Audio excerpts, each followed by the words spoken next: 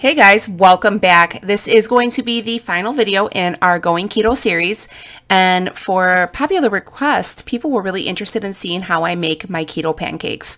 So these are going to be about 5 net carbs, super simple.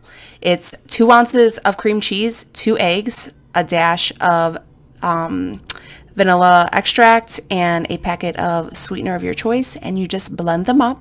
You're going to go ahead and get yourself a frying pan. You're going to spray some non-stick spray to it because, like any pancakes, they stick. But yeah, just give it a good coat, as you can see I'm doing here. I let my pan get a little bit warm, and I just go ahead and place the batter. So, varying on the ingredients you use, okay?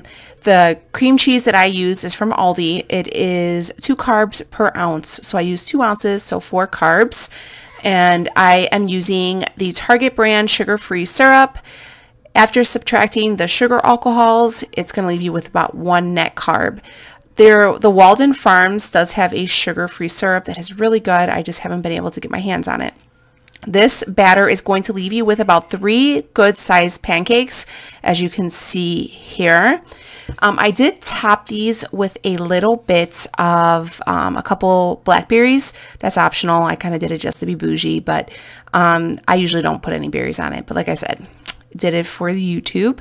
Yeah, so this is the syrup I use. In that little canister there, I have it all measured out. I always measure out like my condiments because I tend to have a heavy hand with these.